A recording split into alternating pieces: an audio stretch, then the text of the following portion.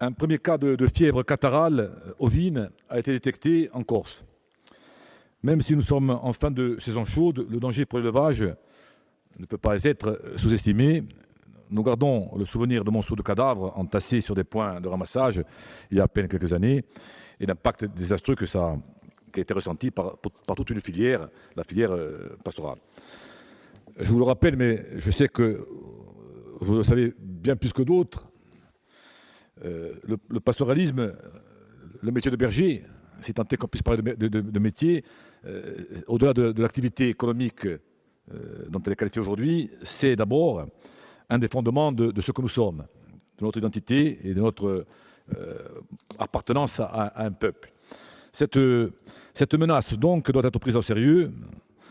J'ai écouté votre réponse sur la peste porcine et je pense que là aussi, on mérite une solution concrète qui soit rapide et efficace parce que le danger court toujours. La vaccination constitue le seul moyen efficace de lutte contre cette maladie, contre cette épidémie, mais elle n'est pas obligatoire et apparemment, ça veut dire que l'État ne la prend pas en charge. À ce jour, il est pourtant le garant de cette sécurité sanitaire. Le coût de cette vaccination représente quand même une dépense importante pour les éleveurs et elle doit aussi, bien sûr, être complétée par des opérations de prévention et de désinfection dont l'impact positif n'est plus à démontrer. L'apparition et la propagation de cette fièvre catarrhale ovine engendrerait, mais ça je pense qu'on le sait très bien tous, pour les éleveurs mais aussi pour notre communauté, des difficultés supplémentaires et surtout des effets qui pourraient avoir des retombées néfastes, notamment sur un plan économique, sans compter l'impact qu'aura déjà aujourd'hui, mais plus tard aussi, le changement climatique sur notre propre territoire. Cette situation donc est inquiétante et mérite un débat, vous l'avez évoqué dans la réponse précédente, parce que cette problématique de la fièvre catarrhale, c'est une partie de la question sanitaire, mais elle est révélatrice aussi donc d'un problème auquel nous sommes exposés, complexe, mais qui est aussi, pour nous insulaires, toujours, je dirais, à nos portes. Parce que l'autonomie,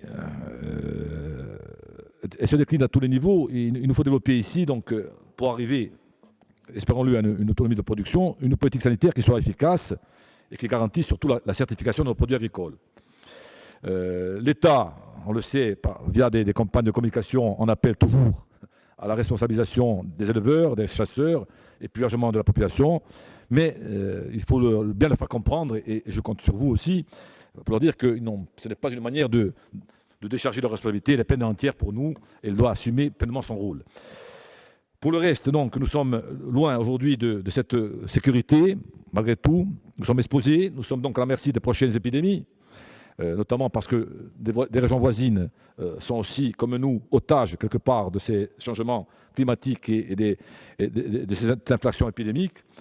Donc nous sommes aujourd'hui, avec notamment la peste porcine qui a été évoquée tout à l'heure, et la tuberculose bovine, devant une situation quand même qui est relativement grave. Donc par conséquent, notre interrogation elle porte sur deux temps politiques distincts, avec la première question qui serait celle de savoir quelle réponse vous pouvez apporter à court et moyen terme aux professionnels de l'élevage légitimement inquiets des menaces sanitaires qui pèsent sur leur troupeau. Et deuxièmement, est-ce que la territorialisation de la question sanitaire n'est-elle pas envisageable afin d'adapter des moyens mis en œuvre à la réalité du terrain et d'optimiser par là même les résultats? Je vous remercie.